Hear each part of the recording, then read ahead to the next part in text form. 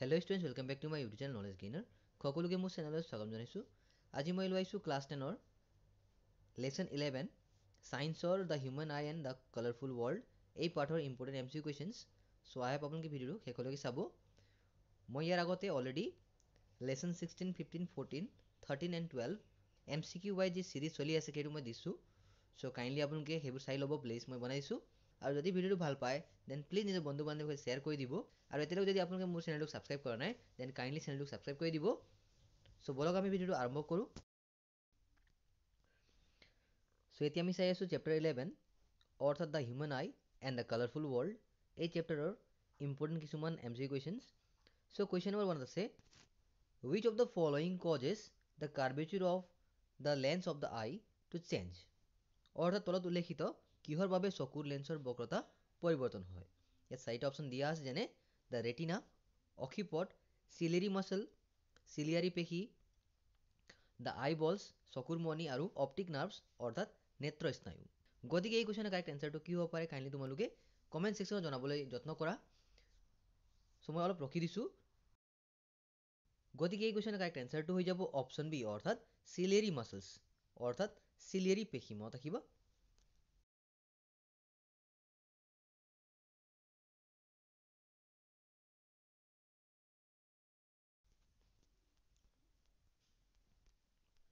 তাৰপাছত question number 2 আছে the point near the eye of the average person is almost dash অৰ্থাৎ সাধাৰণ মানুহৰ চকুৰ নিকট বিন্দু হ'ল প্ৰায় ডেছ। চ' ইয়াত চাৰিটা অপশ্যন দিয়া আছে যেনে 25 মিলিমিটাৰ, 2.55 চেণ্টিমিটাৰ, 25 চেণ্টিমিটাৰ আৰু 25 মিটাৰ। গতিকে এই কুৱেশ্যনৰ কাৰেক্ট এনচাৰটো কি হ'ব পাৰে কাইণ্ডলি তোমালোকে গেছ কৰিবলৈ যত্ন কৰা। চ' এই কুৱেশ্যনৰ কাৰেক্ট এনচাৰটো হৈ যাব অপশ্যন চি অৰ্থাৎ 25 চেণ্টিমিটাৰ। মনত ৰাখিবা। গতিকে এইটো হ'ল সাধাৰণ মানুহৰ চকুৰ নিকট বিন্দু। মনত ৰাখিবা মানে সুস্থ মানুহৰ নিকট বিন্দু 25 চেণ্টিমিটাৰ। এতিয়া আগবাঢ়িছো কুৱেশ্যন নম্বৰ 3 লৈ। ইয়াত দিয়া আছে যে approximately what is the extent of the human horizontal field of vision for one eye অৰ্থাৎ এটা চকুৰ বাবে মানুহৰ অনুভূমিক দৃষ্টিক্ষেত্ৰৰ প্ৰসাৰ প্ৰায় কিমান হ'ব বুলি আমাক সুধিছে। চ' ইয়াত চাৰিটা অপশ্যন দিয়া আছে যেনে 120 ডিগ্ৰী, 180 ডিগ্ৰী, 150 ডিগ্ৰী আৰু 100 ডিগ্ৰী। গতিকে এই কুৱেশ্যনৰ কাৰেক্ট এনচাৰটো হৈ যাব অপশ্যন চি অৰ্থাৎ 150 ডিগ্ৰী। মনত ৰাখিবা। কুৱেশ্যন নম্বৰ 4 আছে which of the following colors has the shortest wavelength অৰ্থাৎ তলত উল্লেখিত কোনটো ৰঙৰ তৰংগ দৈৰ্ঘ্য আটাইতকৈ কম। গতিকে ইয়াত চাৰিটা অপশ্যন দিয়া আছে যেনে ব্লু, পাৰ্পল, ৰেড আৰু য়েলো। গতিকে এই কুৱেশ্যনটো খুব ইজি হয় আৰু ৰিপিটেড হয়। গতিকে এই কুৱেশ্যনৰ কাৰেক্ট এনচাৰটো হৈ যাব অপশ্যন বি অৰ্থাৎ পাৰ্পল মানে বেঙুনীয়া। মনত ৰাখিবা।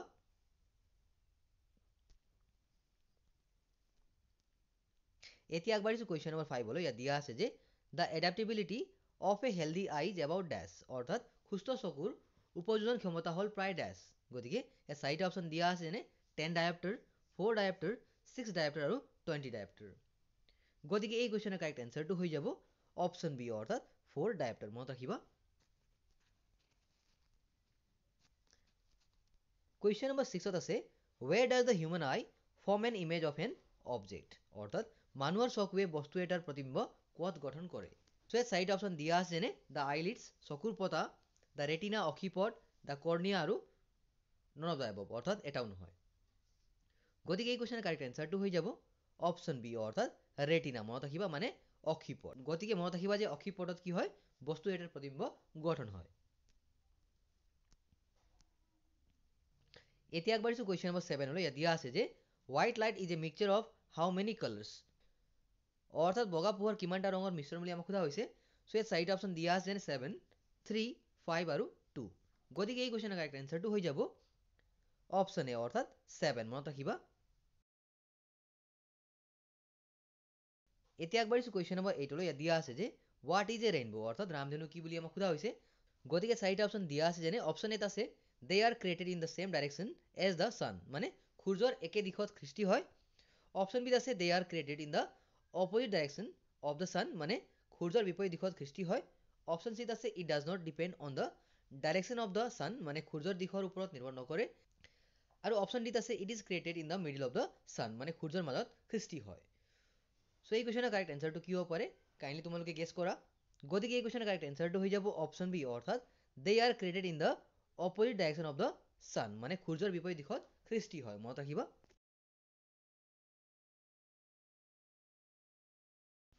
এতিয়া আগবাঢ়িছো কুৱেশ্যন নম্বৰ 9 লৈ দিয়া আছে যে which of the following parts of the eye regulates and controls the amount of light entering the eye অৰ্থাৎ চকুৰ কোনটো অংশই চকুত সোমোৱা পোহৰৰ পৰিমাণ নিয়মীয়া আৰু নিয়ন্ত্ৰণ কৰে গতিকে চাৰিটা অপশ্যন দিয়া আছে যেনে পিপল মানে চকুৰ মণি কৰ্নিয়া দ্য ৰেটিনা মানে অক্ষিপট আৰু নন অফ দ্য এবভ মানে এটাও নহয় গতিকে এই কুৱেশ্যনৰ কাৰেক্ট এনচাৰটো হৈ যাব অপশ্যন এ অৰ্থাৎ পিপিল মানে চকুৰ মণি মনত ৰাখিবা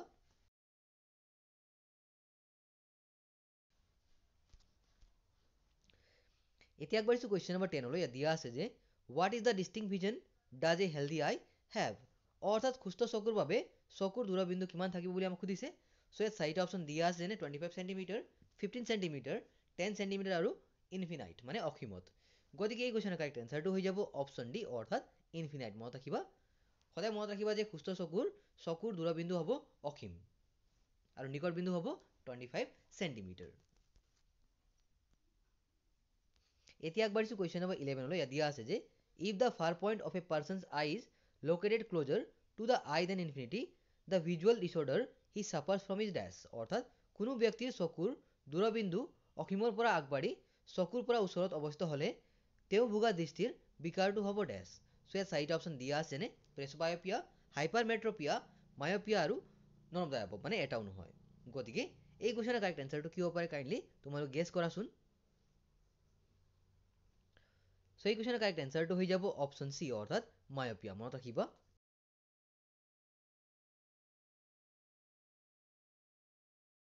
এতিয়া আগবাঢ়িছো কুৱেশ্যন নম্বৰ 12 লৈ দিয়া আছে যে vision disorders caused by decreased adaptability of the eye with age is known as dash অৰ্থাৎ বয়সৰ লগে লগে চকুৰ উপযোজন ক্ষমতা কমি যোৱাৰ ফলত সৃষ্টি হোৱা দৃষ্টিৰ বিকাৰটো হ'ল ডেছ চ' ইয়াত চাৰিটা অপশ্যন দিয়া আছে যেনে প্ৰেছবায়পিয়া হাইপাৰমেট্ৰপিয়া মায়পিয়া আৰু নন অফ দ্য এবভ মানে এটাও নহয় গতিকে এই কুৱেশ্যনৰ কাৰেক্ট এনচাৰটো হৈ যাব অপশ্যন এ অৰ্থাৎ প্ৰেছবায়পিয়া মনত ৰাখিবা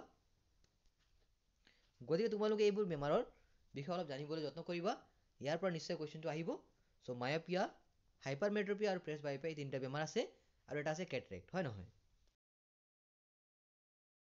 এতিয়া আগবাঢ়িছো কুৱেশ্যন নম্বৰ 13 লৈ দিয়া আছে যে the angle of the ray emitted by the prism with the direction of the incident ray is called as অৰ্থাৎ প্ৰিজমৰ নিৰ্গত ৰশ্মিয়ে আপতিত ৰশ্মিৰ দিশৰ লগত কৰা কোণক কি বুলি কোৱা হয় চ' ইয়াত চাৰিটা অপশ্যন দিয়া আছে যেনে the angle of the prism মানে প্ৰিজমৰ কোণ option B the exit angle নিৰ্গত কোণ অপশ্যন চি দ্য ডিফ্লেকশ্যন এংগল মানে বিচ্যুতি কোণ আৰু অপশ্যন ডিত আছে দ্য এংগল অফ ৰিফ্লেকশ্যন মানে প্ৰতিসৰণ কোণ গতিকে এই কুৱেশ্যনৰ কাৰেক্ট এনচাৰটো হৈ যাব অপশ্যন চি অৰ্থাৎ দ্য ডিফ্লেকশ্যন এংগল মানে বিচ্যুতি কোণ মনত ৰাখিবা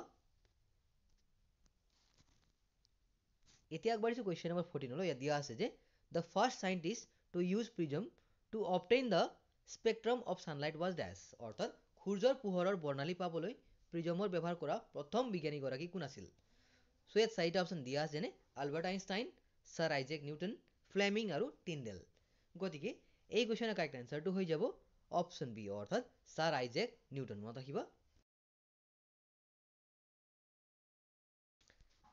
এতিয়া আগবাঢ়িছো কুৱেশ্যন নম্বৰ 15 লৈ দিয়া আছে যে what causes the clear sky to be blue অৰ্থাৎ পৰিষ্কাৰ আকাশৰ বৰণ নীলা হোৱাৰ কাৰণ কি হয় বুলি আমাক সোধা হৈছে চ' ইয়াত চাৰিটা অপশ্যন দিয়া আছে নে অপশ্যন এত আছে দ্য ডিফ্লেকশ্যন অফ লাইট মানে পোহৰৰ বিক্ষেপণ অপশ্যন বিত আছে স্কেটাৰিং অফ লাইট মানে পোহৰৰ বিচ্ছুৰণ অপশ্যন চিত আছে ফ্লুৰেন্স অফ লাইট মানে পোহৰৰ প্ৰতিসৰণ আৰু অপশ্যন ডিত আছে ৰিফ্লেকশ্যন অফ লাইট মানে পোহৰৰ প্ৰতিফলন গতিকে এই কুৱেশ্যনৰ কাৰেক্ট এনচাৰটো কি হ'ব পাৰে কাইণ্ডলি তোমালোক গেছ কৰা চ' মই অলপ ৰখি দিছোঁ তোমালোকৰ কাৰণে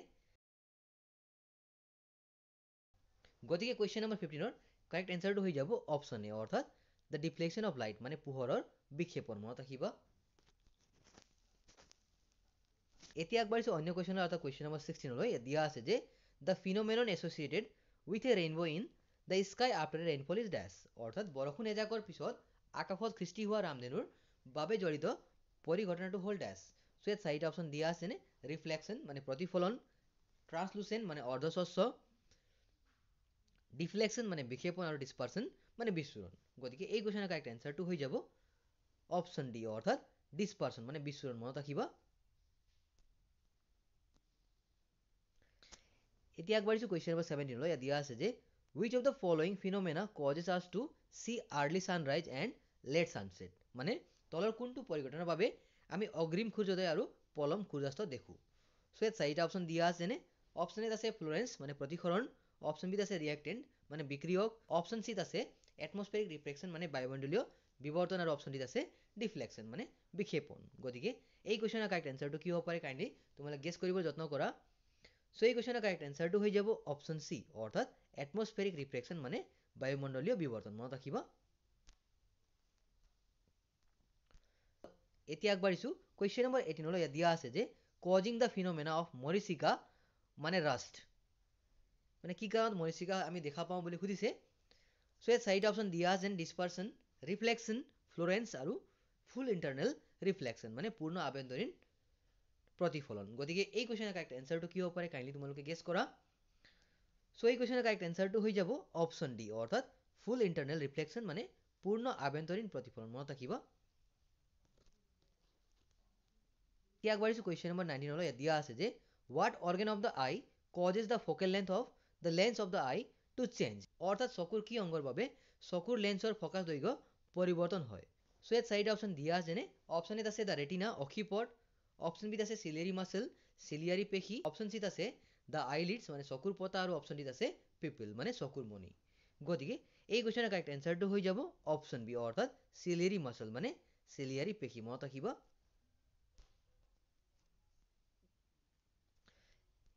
এতিয়া আগবাঢ়িছোঁ কুৱেশ্যন নম্বৰ 20 লৈ। ইয়াত দিয়া আছে যে what is the image form in the retina of the human eye, অৰ্থাৎ মানুহৰ চকুৰ ৰেটিনাত সৃষ্টি হোৱা প্ৰতিবিম্ব কেনেকুৱা হ'ব। সো ইয়াত চাৰিটা অপশ্যন দিয়া আছে যেনে অপশ্যন এত আছে ভাৰ্চুৱেল এণ্ড ইৰেক্ট অসৎ আৰু থিয়, অপশ্যন বিত আছে ৰিয়েল এণ্ড ইৰেক্ট মানে সৎ আৰু থিয়, অপশ্যন চিত আছে ৰিয়েল এণ্ড ইনভাৰ্টেড মানে সৎ আৰু ওলোটা, আৰু অপশ্যন ডিত আছে ভাৰ্চুৱেল এণ্ড ইনভাৰ্টেড মানে অসৎ আৰু ওলোটা। গতিকে এই কুৱেশ্যনৰ কাৰেক্ট এনচাৰটো হৈ যাব option C that means real and inverted মানে সৎ আৰু ওলোটা। মনত ৰাখিব। এতিয়া আগবাঢ়িছোঁ আজিৰ ছেশ্যনৰ অন্তিম কুৱেশ্যনলৈ অৰ্থাৎ কুৱেশ্যন নম্বৰ 21 লৈ। ইয়াত দিয়া আছে যে what is the nature of the crystalline lens of the eye, মানে চকুৰ স্ফটিকীয়া লেন্সখনৰ প্ৰকৃতি কি হ'ব বুলি আমাক সোধা হৈছে।